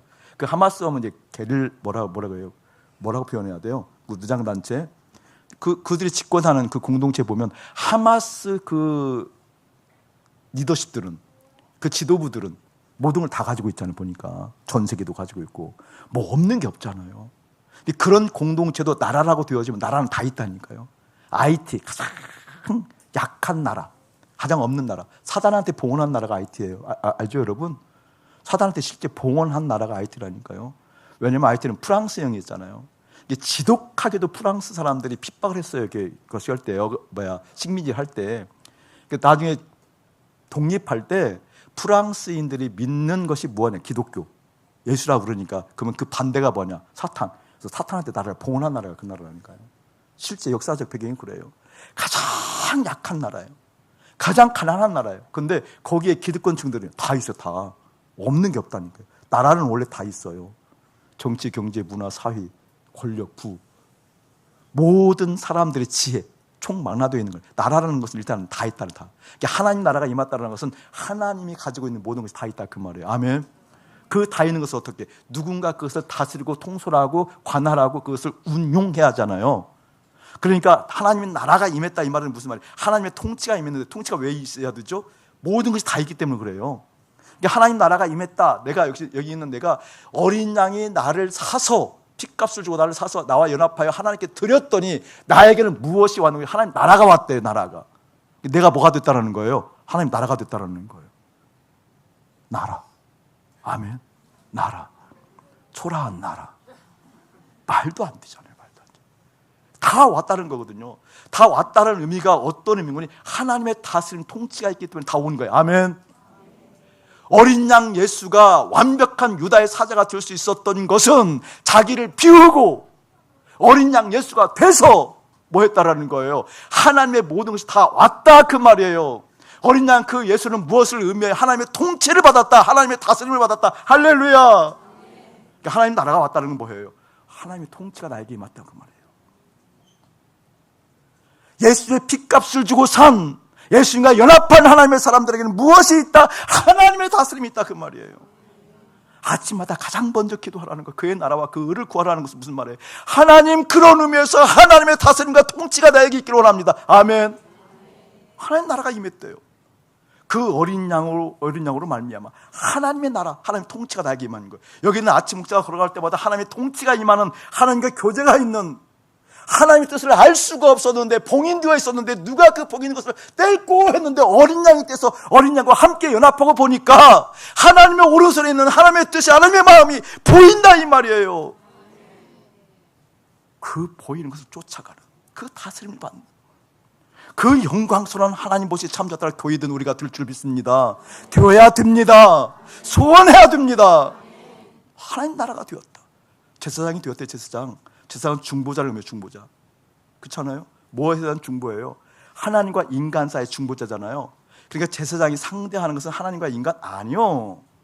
중보자는 그런 의미가 아니에요. 하나님을 상대하고 인간을 상대해서 그 중보자, 인간의 상황들을 하나님께 올려드리고 하나님의 마음을 인간에게 이렇게 펼쳐진다. 그런 의미의 중보자. 그런 것이 논리상으로 맞는데 의미상으로는 그런 것이 아니에요. 제사장은 오로지 하나님만 상대합니다. 아멘. 중보자라는 것은 하나님을 상대하기 때문에 중보할 수 있는 거예요. 하나님 이 사람의 형편이 이러하니까 이 형편을 알아주세요. 이게 중보자가 아니에요. 이러한 형편 가운데 있는 사람에게 하나님의 마음이 이것이야 라고 흘려주는 거예요. 제사장의 참뜻은, 그 중보자라는 참뜻은 양쪽을 상대한다는 의미가 아니에요. 하나님만 상대하는 게 제사장이에요. 하나님의 다스림을 받는 하나님의 나라가 되고, 내가 하나님의 나라가 되고, 내가 왕같은 제사장이 되었다. 제사장이 되었다는 뭐예요? 하나님을 상대하는 인생이 되었다 그 말이에요. 그 하나님의 두루마기 책이 열리고 보니 내가 어떤 사람이 되었다? 하나님을 상대하는 사람이 되었다. 왕같은 사람이라는 것은 무슨 말이에요? 그 뒤에 보니까 왕 노릇하리라. 왕은 지배하는 자잖아요. 권력자잖아요. 그러니까 왕은 지배하고 권세를 누렸다, 이런 개념이 왕 노릇 아니에요. 그런 의미가 왕 노릇 아니에요. 여러분, 왕 노릇 한다는 의미가 정말 귀한 의미가 담겨져 있어요. 왕 노릇 한다는 것은 무엇인가 막 군림한다는 개념이 아니에요. 왕은요, 원래 본디 누구의 말을 들어야 안 들어요? 누구의 말을 듣는 이유는 말하기 위해서 듣는 거거든요. 결정하기 위해서 듣는 거잖아요. 그렇죠? 누구의 코치를 판다, 막 조정당한다는 개념이 아니에요. 왕은 누구의 말을 안 듣는 게 왕이에요. 무슨 말인지 아세요, 여러분? 이 말을 다른 말로 이야기하면 우리 예수님이 빌라도로부터 재판을 받을 때 뭐라고 그래요? 빌라도가 자꾸 뭐라고 그러니까 내가 네 말 듣는 것과 하나님 말 듣는 것, 누구의 말을 들어야 되는지 또 판단하라고 그러잖아요. 왕은 뭐예요, 여러분? 하나님 말만 듣는 거예요. 하나님만 생각하는 거예요. 하나님의 뜻이 무엇인지 이끌림 받는 거예요. 아멘. 여러분, 이것이 우리 가운데 되었다 이렇게 얘기하잖아요. 그런데 어린 양을 이야기하면서 일찍이 죽임을 당했대요. 이게 좀 기가 막힌 말이거든요. 일찍이 죽임을 당했대요. 어린 양 그러면 자기 비야. 근데 그 어린 양이 일찍이 죽임을 당했대요. 우리 하나님께서 우리를 창조할 때 시간과 공간의 구속함을 받아요. 시간과 구속함을 받기 때문에, 시간의 구속함을 받기 때문에 시간을 넘어설 수가 없어요. 그렇죠? 공간을 넘어설 수가 없다고요. 예수님은 시간과 공간의 구속함을 받는 몸으로 이 땅에 오셔서 섬김을 보여주시고 어린 양이 되어서 일찍이 죽었어요. 일찍이 죽은 다음에 뭐가 와요, 여러분? 뭐가 오셔요? 성령. 아멘. 성령. 그 성령이 오셨다 그 말이에요. 성령이 일찍이 죽임을 당했다는 것은 우리를 위한 거예요. 어린 양이 일찍이 죽었대요. 그렇죠? 3년 공생에 사시고 죽으신 거잖아요. 40일 부활하셔서 모범을 보여주시고 가신 거잖아요. 일찍이 어린 양이 죽었어요. 그 다음에 뭐가 온 거예요, 여러분? 성령이 오셨잖아요. 성령이 오시니까 시간과 공간을 초월해서 우리 가운데 역사하는 것이 있어요. 할렐루야. 성령이 내 안에 계셔요. 공간을 초월하잖아요. 그러니까 내 안으로 쑥 들어와 버리는 거예요. 그렇죠? 내가 여러분을 사랑한다고 내 존재자가 여러분을 못 들어간다니까요.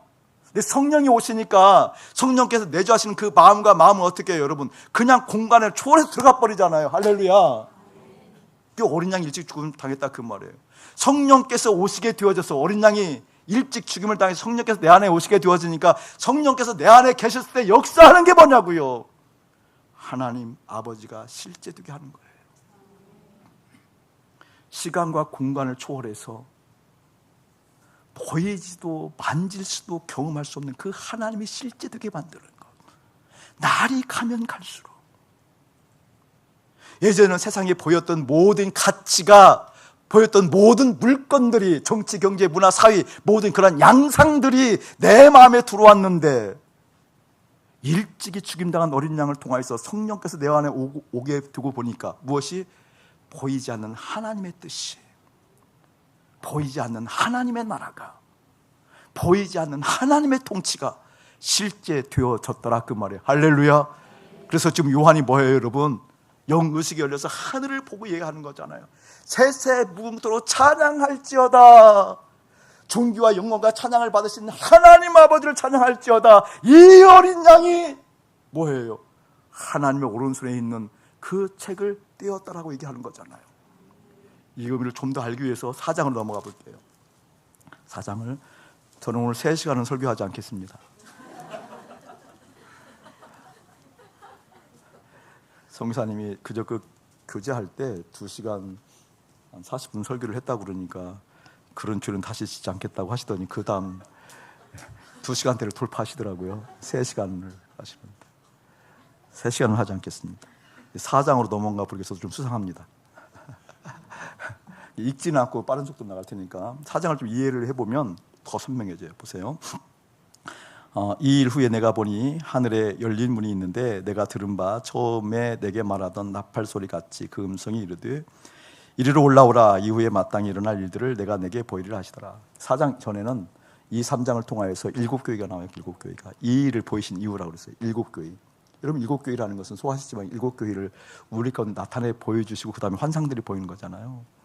여러분 7교회는 특별한 의미가 있어요. 그것을 그냥 짧게 해석하면 우리가 이 땅에 살아갈 때 삶의 중심, 세상의 중심은 교회여야 된다 그 말이에요. 아멘. 교회가 중심이다 그 말이에요. 교회는 뭐예요? 그리스도의 몸이잖아요. 그리스도의 몸은 뭐예요? 머리가 있잖아요. 머리가 누구예요? 예수 그리스도. 그러니까 예수가 중심이어야 된다 그 말이에요. 예수가 세상의 중심이어야 되는데 그 중심된 것을 보여주시고 나서 지금 요한이 지금 뭐예요? 환상을 보는 거잖아요. 근데 우리는 이 땅에 보면 뭐가 중심되어져 있어요? 우리의 가치가 중심되어져 있어요. 세상의 가치가, 세상의 뜻이 중심되어져 있다니까요. 뉴스도 대부분 뭐가 나와요? 여러분? 이 세상 일들이 나와요. 대부분이 아니라 전부 다 그게 나오죠. 여러분 교과서, 인문학에 대해서 아니면 뭐 자연과학에 대해서 어쨌든 학교 교육, 예술 받을 때 이 교육의 중심 내용들이 뭐예요, 여러분? 절대 예수 중심 아니에요. 교육 중심 아니에요. 그것을 왜 소스라치도록 놀라지 않는지 모르겠어요. 그것에 왜 문제 제기가 안 되는지 모르겠어요. 지금 7교회를 얘기하면서 이 7교회가 어떤 것을 세상의 중심이다라는 거예요. 온 우주의 중심이라는 거예요. 그래서 에베소에 가면 뭐예요? 모든 만물이 교회 발 아래에 있고 그러잖아요. 할렐루야. 만물이 교회 발 아래에 있고 중심이다 그 말이에요. 이게 교회가 됐다고 한다는 것은 뭐예요? 세상의 중심이라 그 말이에요. 중심. 왜? 그곳에 하나님의 뜻이 있고 말씀이 있고 생각이 있고 감추어져 있던 이 세상 창조된 말씀을 입을 통해서 창조하던 그 창조된 세상에서 두루마기가 있었는데 그 두루마기는 뭐예요? 되어질 일들이 있잖아요. 세상에 되어질 일들. 그렇기 때문에 그 하나님의 뜻이 있는 곳이 중심이다. 그 말 중심. 그 중심을 본 후에 라고 이야기하면서 2절 볼게요. 내가 곧 성령에 감동되었더라. 보라 하늘에 보좌가 베풀었고 그 보좌 위에 앉으신 이가 있는데 앉으신 이의 모양이 벽옥과 홍보석과 같고 또 무지개가 있어. 맞아면 보석들이 나와요. 자, 하늘 보좌 네모쳐 놓으세요. 하늘 보좌. 하늘 보좌를 지금 보석을 통해서 이야기하고 있어요. 좀 쉽게 설명을 할게요. 하늘 보좌를 특별히 하늘 보좌에 앉으신 이 하나님을 얘기할 때 하늘 보좌는 하나님을 의미하기 때문에 하나님을 표현할 때 보석을 가지고 표현해요. 보석. 하나님을 보석으로 표현했다는 것이 뭘까? 다른 것 아니에요. 저는 그걸 잘 이해가 안 가는데 두 번째를 좀 생각해보면 이해가 되더라고요. 보석 그러면 일반적으로 해석할 때 아름다움이라고 해석해요. 성경에서 얘기할 때 보석 그럼 아름다움. 여성들은 좀 쉽나 이렇게 얘기하면 보석 아름다워요? 이게 속마음을 얘기하시라고. 이게 뭐 보석 그러면 이게 실제적으로 이게 아름다움을 의미해요. 아름다움. 보석 그러면 아름다움. 또 보석 그러면 뭐예요, 여러분? 가치적인 측면에서 소중하잖아요. 이게 하나님을 표현할 때 요한이 볼 때 최대치로 하나님을 표현해야 되는데 표현할 길이 없는 거예요. 그러니까 뭐라고 표현해요? 보석처럼 표현하는 거예요. 보석처럼.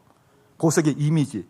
그러니까 아름다움에 대해서 최대치, 최상급으로 그냥 보석이라고 표현을 했고 이 보석은 아름다움도 있지만 뭐가 있다라는 거예요. 너무 소중한 거예요. 가치가 있는 거잖아요. 그러니까 가치가 있으면 아름답다. 이렇게는 이해가 되더라고요. 저는요.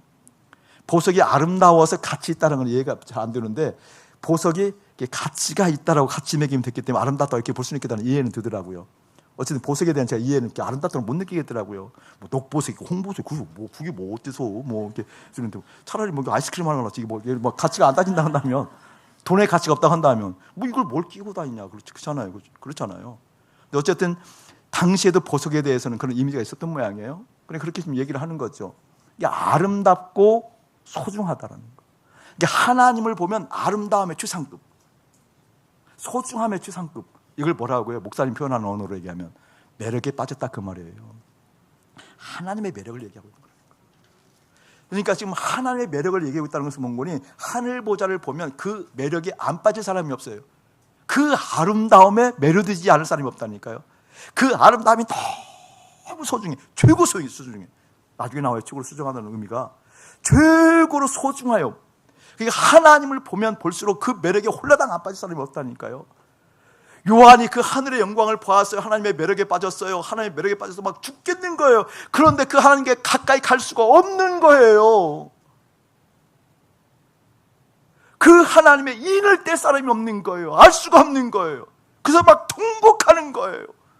그 하나님의 아름다운 매력을 내가 더 이상 느낄 수 없다니, 그 매력에 빠질 수 없다니, 그 매력을 취할 수 없다니 어떻게 할꼬? 라고 크게 우는데 누가 지금 울지 말라고 얘기하는 거예요? 24장로가. 그래서 뒤에 24장로가 나와요. 사실 보니까 또 보좌에 둘러 24보좌들이 있고 그 보좌 위에 24장로들이 흰 옷을 입고 머리에 금관을 쓰고 앉았더라. 중요한 대목이거든요. 소리를 보실래요, 여러분? 24장로라는 것은 흔히 이야기할 때 12사도와 12지파를 의미해요. 구약의 12지파. 그리고 신약의 12사도를 의미해요. 그래서 24장로라고 얘기하거든요. 그러니까 그들을 이야기하는 것이 아니라 이것은 무엇을 의미하는 거니? 선택받은 선민이다 그 말이에요. 선택받은 사람, 각 개인을 의미하고요. 대표성으로 이야기하는 거예요. 12지파와 12사도라는 것은 대표성. 어떤 대표성? 선택받았다는 거, 선택받았다. 그럼 저와 여러분도 선택받은 사람인 것을 믿으십니까?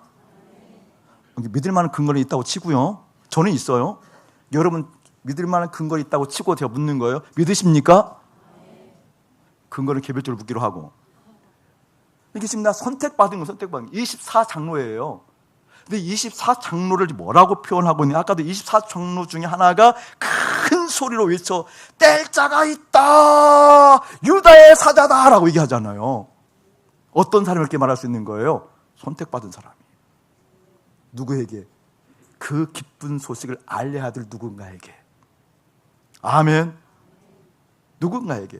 그런데 그 사람들이 이렇게 표현하고 또 보좌에 둘러 24보좌들이 있고 그 보좌 위에 24장로들이 흰 옷을 입고, 흰 옷 네모쳐 놓으세요. 신분을 의미해요. 신분. 흰 옷.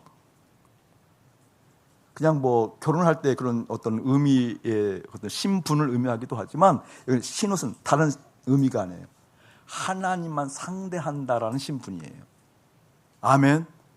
하나님이 나를 상대해 주는 그 하나님께 상대해 줄 수 있는 그 신분이다, 그 뜻이에요. 신분. 아멘. 하나님이 나를 상대해 주고 하나님만 상대하는 그 신분, 그것을 성경은 흰옷으로 표현해요. 흰옷을. 하나님께 선택받았는데 그 선택받은 24장로가 그 신분을 표현할 때 흰옷을 입었다. 이 말은 무슨 말이에요? 선택받은 그들만 상대한다, 그 뜻이에요. 아멘.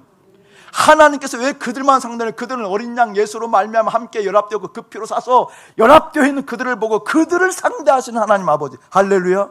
근데 그 뒤에 보면 뭐라고 나와요, 여러분? 이렇게 나오잖아요. 아까 몇 절이었죠? 4절이었죠? 흰옷을 입고 머리에 금관을 쓰고, 머리에 금멸관을 썼어요, 여러분. 여러분, 머리에 금멸관을 썼다는 것은 무슨 말일까요? 내 신분은 하나님께서 나를 상대하는 사람이에요. 하나님께서 상대하는 사람들에게 머리에 금멸관을 써줬어요. 그렇죠? 이 금멸관을 써줬다는 것은 다른 것 아니에요. 칭찬받았다 그 말이잖아요. 상 받았다라는 거예요. 저는 여러분에게 무엇 때문에 상 받았는지 상 받은 근거가 있어야 되잖아요. 달리기에서 1등 가면 상 받아요. 1등 상. 근데 어떤 상? 달리기 한 근거가 있는 거잖아요. 글짓기에서 1등 가면 상 받아요. 근데 어떤 근거가 있는 거예요? 글짓기에서 1등 한 거예요. 그렇죠? 웅변에서 1등 가면 1등 상이 있는데 그 1등 근거가 뭐예요, 여러분? 웅변이 웅변. 여기서 하나님께서 신분을, 내가 너를 상대한다, 내가 너만 상대한다, 내가 너를 바라보고 있다라고 하면서 막 그것이 좋아서 하나님께서 지금 금면을 씌워준 거잖아요. 그럼 뭐예요, 지금? 하나님께서 나를 이뻐하는 근거, 칭찬할 만한 근거가 있다라는 거예요. 자, 그걸 좀 이따 얘기를 하고, 그 과정을 겪으면서 10절 보세요, 여러분. 오늘도 찬송 이걸 나오던데 크게 읽어보세요. 시작. 24 장로들이 보좌에 앉으신 이 앞에 엎드려 세세토록 살아계시는 이에게 경배하고 자기의 관을 보좌 앞에 들이며 이르되.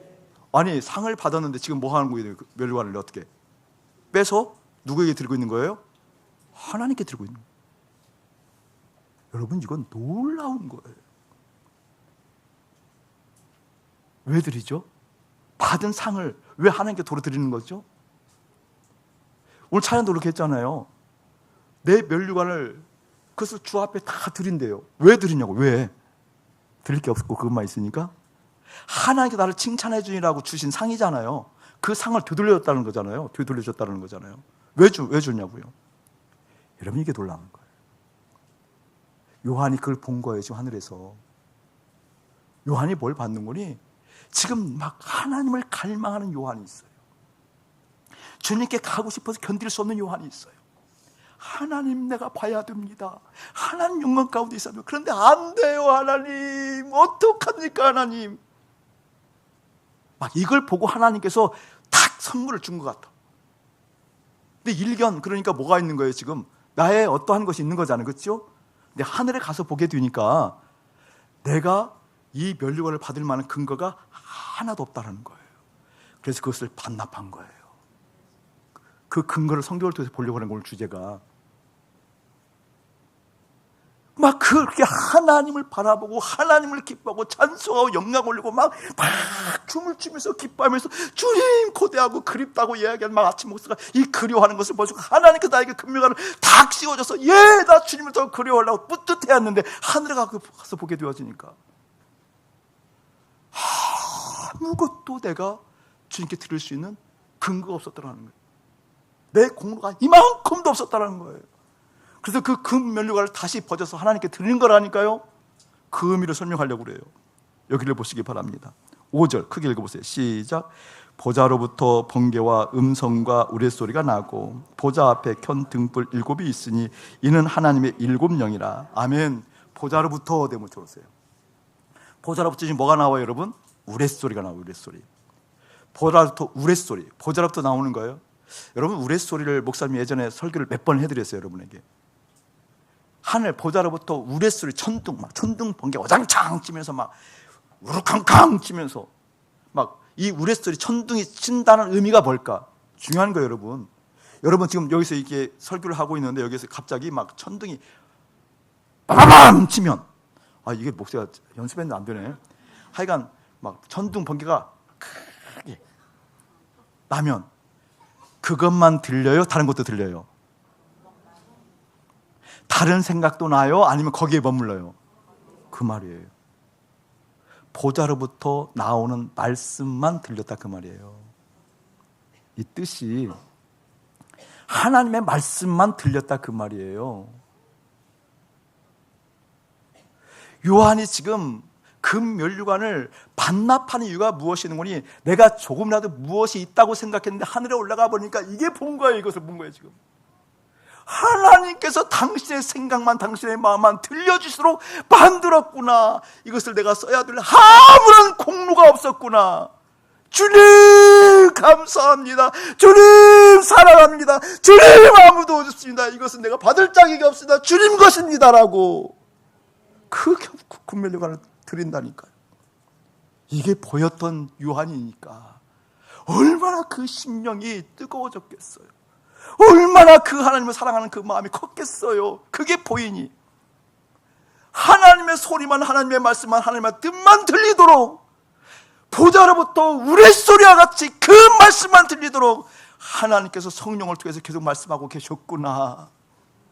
그래서 성령과 함께 교통하게 되어지면 내 안에는 소욕들이 사라지고, 내 안에 소욕들이 소멸되어지고, 내 안에 이 세상을 향한 모든 욕정들이 소멸되고, 가면 갈수록 그 하나님을 그리워했던 것은 내 의지가 아니었고 보좌로부터 나왔던 우레소리였구나. 할렐루야, 아멘. 그 우레소리가 들리도록 만든 것이 뭐예요? 어린 양이 자기를 비워 그 하나님과 연합함으로, 그 어린 양이 자기를 비워 나를 사서 나와 연합하여 하나님 아버지 손에 있는 당신의 뜻을 보게 만들으셨던 순전한 그 어린 양, 말씀이 육신되어서 오신 그 어린 양의 공로였구나. 할렐루야. 그렇다면 여러분 뭘 주목하시겠어요? 아직도 여러 말 하실래요? 아직도 여러 생각을 가질래요? 아직도 무엇을 소원해야 되는지 헷갈리나요?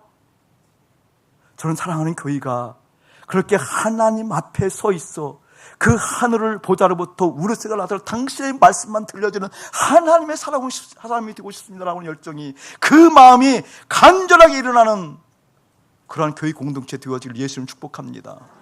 그래서 뭐라고 그래요? 보좌로부터 번개와 음성과 우레소리가 나고 보좌 앞에 켠 등불 7이 있으니, 보좌 앞에 등불 7이 있었대요. 그러니까 지금 요한 사도가 볼 때에는 뭐가 보였다라는 거예요? 등불 7개가 보였다라는 거예요. 그것을 뭐라고 얘기하고 있는 거예요? 성령이 있었다. 그 성령이. 할렐루야. 그 성령이 역사가 있었다라고 얘기하면서 6절 한번 읽어봅시다. 시작. 보좌 앞에 수정과 같은 유리바다가 있고 보좌 가운데 보좌 주위에 네 생물이 있는데 앞뒤에 눈들이 가득하더라. 자, 보좌 앞에 수정과 같은 유리바다 줄 그어놓고요. 이것도 해석들을 참 어렵게 하는데 하나 어려울 필요가 없어요. 이 보좌 앞에, 보좌 앞에는 하나님 앞에라는 거죠. 하나님 앞에 뭐가 있어요? 바다가 있다, 바다가 있다는 거예요. 그러니까 하나님 앞에 바다가 있다라는 것은 하나님과 바다를 건너야만 하나님을 만날 수 있는 거잖아요. 하나님에게 가기 위해서 장벽이 있는 거예요. 장벽이 뭐예요? 바다인데 어떤 바다예요? 유리바다예요. 근데 그 유리바다를 지금 뭐라고 표현하는 거니? 수정과 같은 유리바다. 여러분, 근데 요한이 있었을 때 유리가 있었어요? 없었어요? 유리는 없었어요, 이 당시에. 그러니까 무엇은 있었죠? 논유리 있었죠. 노스로 만든 유리 있었지만 우리가 생각하고 있는 유리라는 개념은 없다고요. 이것을 원어를 깊이 보면 어떤 의미인 거니? 눈물을 의미해요. 눈물, 빗물 뭐 이런 것처럼 눈물, 빗물 이것을 의미해요. 여러분, 이 당시에 빗물은 가장 깨끗한 거예요. 이 시대 때. 맞아요, 들려요, 여러분? 전혀 오염되지 않는, 하늘로부터 비가 막 눈처럼 하는 막 소낙비가 싸납게 내려도 그 비를 아 하고 마시면 그냥 그야말로 그냥 그 뭐예요? 프랑스산 그 뭐예요? 생수처럼. 네, 나는 몰라.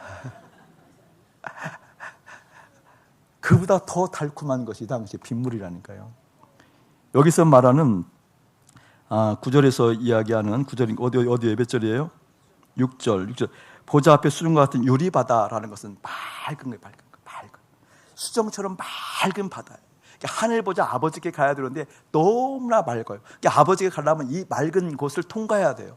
근데 그 아버지께 갈 때 그 맑은 곳을 통과하니까 내 죄가 보일까요, 안 보일까요? 그래서 못 간다 그 말이에요. 이게 그 말이에요. 어려운 얘기 아니에요. 뭐 고상한 얘기도 아니고요. 하늘 보자 아버지께 가야 되는데 내가 갈 수가 없어요. 그래서 어린 양이 대신 갔다 그 뜻이잖아요. 어린 양이 대신 갔는데 그 어린 양과 함께 연합되니까 갈 수 있다 그 말이잖아요.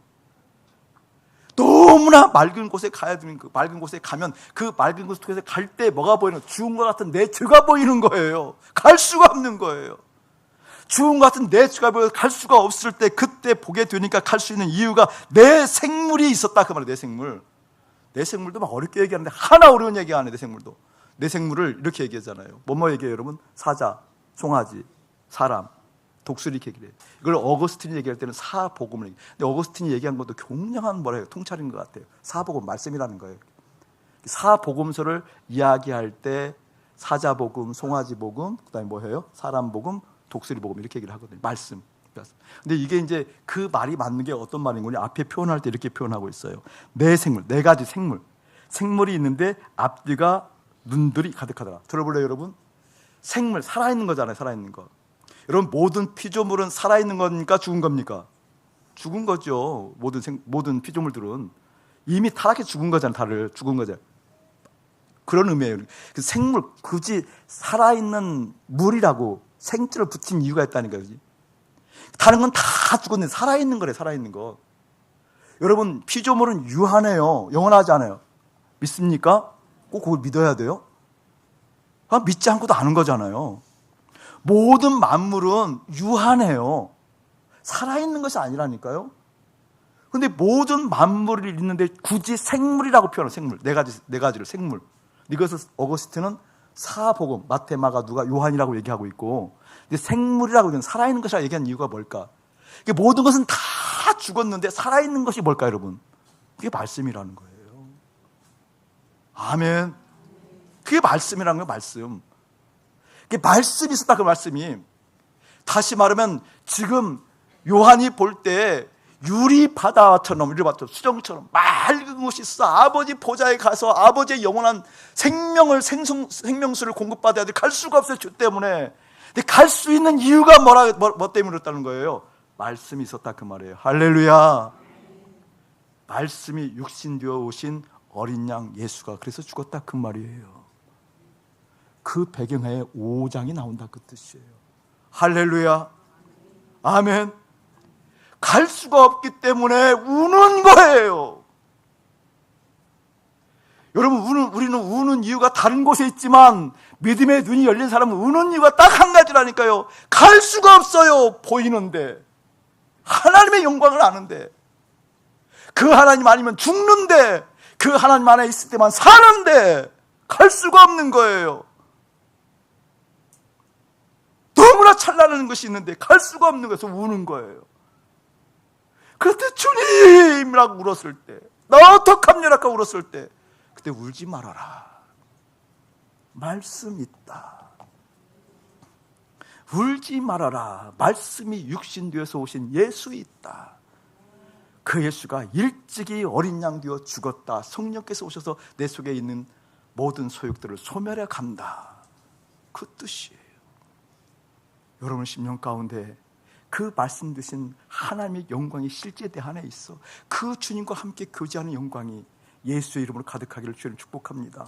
그러면서 얘기하잖아요. 그 첫째 생물은 사자 같고, 둘째 생물은 송아지 같고, 그 셋째 생물은 얼굴이 사람 같고, 그 넷째 생물은 날아가는 독수리 같은데 네 생물이 각각 6날개를 가졌고 6날개 눈들이 가득하다는 거죠. 그래서 막 뭐라고 하는 거예요? 거룩하다. 그리고 3번. 3세번이라는 건 뭐예요? 축을 하는 거잖아요. 막 2개는 날개짓하고 2개는 눈을 가리고 2개는 팔을 가리고 막 날개짓 하면서 뭐 하는 거예요? 거룩하다 막 하는 거잖아요. 지금 거룩하다. 여러분 거룩이라는 것을 재해석할 때 용어 정리를 목사님 했잖아요. 경의를 용어 정리할 때 거룩이라는 용어 정리를 했어요. 거룩은 뭐라고 그랬어요, 여러분? 막 죄 안 짓고 깨끗한 거 맞아요. 그렇게만 얘기하면 여러분 못 견뎌요. 여러분 그거 이길 사람이 없어요. 거룩을 용어 정리해드렸잖아요. 이름과 이름이 견주었을 때 어떤 것도 그 이름보다 높아질 수 없는 것이 거룩. 아멘. 거룩은 뭐예요? 하나님 이름 앞에 다른 걸 견주어도 그 이름이 다 접버려요. 하나님 이름 앞에 돈을 갖다 놔도 돈이 죽어버려요. 하나님 이름 앞에 자식을 갖다 놔도 자식이 죽어버려요. 이 거룩은 뭐라는 거예요? 하나님 그 이름만 쓴 것이 거룩이에요. 할렐루야. 말씀이 무엇을 가리키고 있냐고요? 하나님이다. 이 하나님 만나야 된단다. 말씀이 뭘 얘기하고 있는 거예요? 하나님을 만나려고 한다면 길이요 진리요 생명이 되신 예수 위에는 길이 없단다.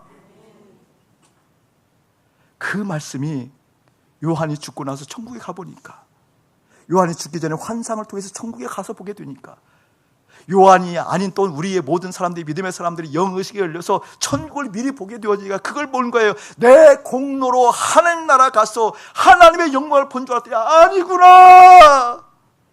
하나님의 말씀이 말씀돼서 오신 어린 양이 뭐가 있었다? 내 삶 가운데 있었던 것이구나.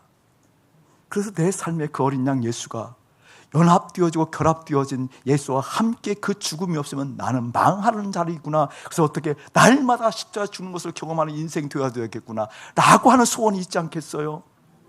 이 의미가 예수의 이름으로 가득할지어다. 다시 한번 거꾸로 넘어서 한번 다시 한번 생각하겠습니다.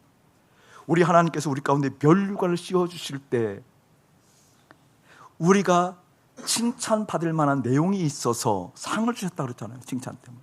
무엇을 보고 칭찬하셨을까요? 어떤 하나의 혼돈을 여러분에게 좀 피해 주려고, 해소시켜 주려고 굳이 넘어가는 거예요. 우리가 뭘 보고 하나님 칭찬해 주셨죠? 김동훈 지사님 뭘 보고 칭찬해 주실까요? 정인선 지사님 뭘 보고 칭찬해 주실까요? 계속 물으면 서로 피차 어려우니까, 여기는 아침 목사야, 너의 무엇을 보고 하나님께 너를 칭찬해 주겠다 생각하느냐? 뭐죠 여러분? 이렇게 얘기하면 또 혼란스러워요. 그 혼란스러운 걸 극복하려고 얘기하는 게 좀 더 참고 들으세요. 우리의 행위를 보고 칭찬해 주셔요. 이러면 좀 이제 여러 가지 생각이 들지요? 그걸 해소시켜 줄 테니까. 행위를 보고. 7교회 나온 다음에 4장이 나오잖아요. 7교회를 볼 때 하나님께 칭찬하실 때 그의 행위를 보고 계속 나와요. 그렇죠? 아니에요? 읽어본 적 없어요?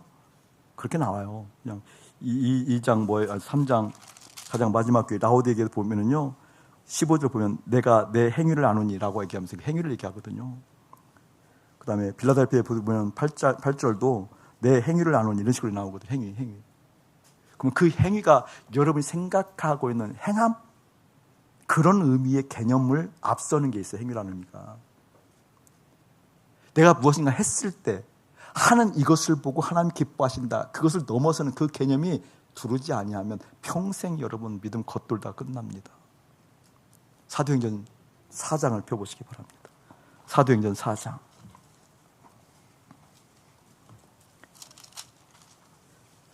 사도행전 4장 1장 1절부터 쭉 읽어보면, 그 다음 특별히 5절부터 쭉 읽어보면 여러분이 알고 있는 내용들 제가 설명을 해드릴게요. 저를 한번 보실래요 여러분? 베드로와 요한이 공의회, 사내들인 의회에 잡혀가요. 그때 공의회 대지상들 모든 사람들이 나와서 막 초미의 관심이 있었거든요. 이 당시는 뭐예요? 예수의 이름이 막 펼쳐지는 때잖아요. 예수는 죽고 그의 제자들이 왕성하게 예수님을 얘기하고 타협하지 않고 예수님을 얘기하고 길이요 진리요 생명이 되신 그 부활하신 예수를 얘기하고, 부활하신 예수님 지금 하늘 보좌에 가 있는데 그 예수님이 하나님 아버지께 갈 수 있는, 그 예수님이 하늘의 영광을 보고 천국을 갈 수 있는, 우리가 그동안 선민이라고 얘기했던 그 선민이 실제 있어야 될 아버지 보좌에 갈 수 있는 유일한 길이라고 계속 얘기할 때거든요. 초미의 관심이 거기가 있어요. 그걸 막리라고 막 별수단과 방법을 가리지 않고 대지상들과 기득권들이 그것을 막으려고 했을 때거든요. 그래서 드디어 베드로와 요한을 잡아요. 잡아서 계속 이제 그런 이야기들을 하는 가정 가운데 8절 보면, 이에 베드로가 성령이 충만하여 이르되 백성의 관리들아 장로들아 만일 병자에게는, 쭉 그런 얘기를 해요. 그러면서 12절 보면 다른 이로서는 구원을 받을 수 없나니 천하 사람 중에 구원을 받을 만한 다른 이름을 우리에게 주신 일이 없음이라라고 계속 담대하게 베드로와 요한이 얘기를 하니까, 어떻게 잡아서 죽여야 되겠는데 지금 죽여야 될 근거는 없으니까 17절 보게 되면, 그 유대 지도자들이 더 이상 예수를 민간에 더 퍼지지 못하게 그들을 위협하여 이후에는 이 이름으로, 예수의 이름으로 아무에게나 말하지 말게 하자 하고, 18절 그들을 불러 경고하여 도무지 예수의 이름으로 말하지도 말고 가르치도 말라 하니, 19절 크게 시작, 베드로와 요한이 대답하여 이르되 하나님 앞에서 너희의 말을 듣는 것이 하나님의 말씀을 듣는 것보다 옳은가 판단하라. 20절 시작. 우리는 보고 들은 것을 말하지 아니할 수 없다 하니. 아멘. 이게 행위예요. 아멘. 이게 행위예요. 지금 하나님의 말씀을 듣는 게 행위예요. 금면류관을 씌워졌던 것은 지금 이것을 말하는 거예요. 지금 말씀하시는 그 말씀을 듣는 거예요. 마음에 새기는 거예요. 마음에 가득하도록 새기는 거예요. 내 심령 가운데 길이요 진리요 생명의식 그 예수가 새겨지는 거예요. 아멘. 그러면서 금명을 받아서 너무 좋고, 그렇음에도 불구하고 하늘 가서 보니까 그것마저도 어떻게 계속해서 큰 소리로 성령을 통하여 보좌로부터 내 귀에 내 양심에 끝없이 말씀이 있었구나, 끝없이 말씀하시는 그 사랑이 있었고, 끝없이 어떤 것들과 견주어서 그 하나님이 우위가 되도록 내 믿음을 사셔서 역사하신 분은 하나님이셨구나 라고 해서 금면류관을 벗어서 하나님께 드리는 거라니까요. 저는 사랑하는 여러분들에게 정말 중심을 다하여 애끓는 심정으로 새밥 드립니다. 그 예수 바라봐야 돼요. 그 예수 바라봐야 돼요. 먼저 그의 나라와 그 의가 무엇인지 실제 되도록 구해야 돼요. 십자가에 죽은 사실이 현실되도록 구해야 돼요. 여러분의 판단을 기꺼이 주 앞에 내던지는 영광 경험해야 돼요. 그리스도의 몸된 몸으로서 여러분의 몸 아래 만물이 있다는 걸 봐야 돼요. 이 세상 모든 것이 그리스도의 몸된 나의 발 아래에 있어. 이것이 차고 올라와 내 몸으로 올라올 때마다 어떻게 십자가 여전히 다시 한번 날마다 주노라 고백했던 바울처럼 죽음을 통하여서 나 그 하나님의 영광을 바라봅니다라고 하는 하늘의 영광이 예수의 이름으로 가득할지어다. 찬양합시다. 주님 사모하는 마음 달라고 기도하고, 다른 것을 사모했던 것을 내려놔야 돼요. 어제 선교사님 손 들고 기도하는 게 좋더라고요. 처음에. 우리도 한번 들어봅시다. 일단 드세요 손. 항복하는 거예요. 내가 그동안 품었던 거 다 빈손이라고 얘기하는 거예요. 빈손 들지 못했던 것을 돌이키는 거예요. 아멘. 여러분 꼭 기억해야 돼요. 울어야만 됩니다. 우는 이유가 뭐였어요? 다른 것 때문에 우는 것 아니었어요. 하나님이 선명한데 갈 수 없어서 우는 거예요. 하나님을 사랑하는데 사랑할 수 없어서 우는 거예요. 그때 비로소 얘기하는 거거든요. 울지 마라 라고 얘기했던 그 예수, 나에게 있길 원합니다 라고 기도할 거예요. 우리 한번 크게 주여 외치고 기도하길 원합니다. 함께 기도하겠습니다. 주여! 평생토록 하나님을 사랑한다는 그 고백이, 예수님과 연합한 그 사실이 실제되어 고백하게 하여 주옵소서. 우리의 마음에 품었던 갖가지 사연들, 우리가 품었던 갖가지의 가치들 십자가의 죽음으로 넘깁니다. 우리를 긍휼히 여겨 주옵소서. 주님을 사랑한다는 그 고백마저도 믿을 수 없다라는 것을 저희들 깨달았습니다. 출애굽의 그 기적도 결국은 종으로 살겠다라고 하는 그 몸부림이 우리 가운데 있음을 확인했습니다. 어린 양 예수, 일찍 죽임당한 예수, 그 예수의 핏값으로 삼바되었으니 그 예수님과 연합한 실제 날마다 볼 수 있도록 그 믿음으로 그 말씀으로 달려갑니다. 기름 부어 주옵소서. 이 시간 나사렛 예수 그리스도를 명하노니 속이는 영들은 떠나갈지어다. 이 세상의 가치를 더 깊게 만드는 노둠의 속임들을 예수의 이름으로 꾸짖노라 떠나갈지어다. 여기 있는 하나님의 사람들은 예수의 핏값을 주고 산 주님의 백성인 것을 만방에 선포하노라. 어떠한 세력도 선거되지 못할지어다. 이 시간 나사렛 예수 그리스도를 명하노니 어둠의 영아 떠나갈지어다. 십자가 생활하 날마다 경험할 수 있도록 주님과 함께 연합하여 죽었음을 날마다 확인할 수 있도록 함께 어깨 동무하며 함께 사랑하며 함께 주님을 바라보니 주여 긍휼히 여겨 주옵소서. 아름다우신 예수님을 날마다 보기로 나오니 성령 하나님 기름 부어 주시옵소서. 우리 가운데 오신 하나님께 감사드리옵고 예수 그리스도의 이름 받들어 기도하옵나이다. 아멘. 하나님께 감사의 박수 올려드립시다. 이제는 우리 주 예수 그리스도의 은혜와 우리 아버지 하나님의 극진하신 사랑하심과 성령 하나님의 감화감동 교통하심이 존재가 울 수밖에 없다는 것을 깨닫고 그때 비로소 울지 말라라고 하는 하늘의 음성을 듣고 감격하여 예수님과 연합함을 확인하는 거룩한 백성들에게 이대로부터 영원 무궁토록 함께 할지어다. 아멘.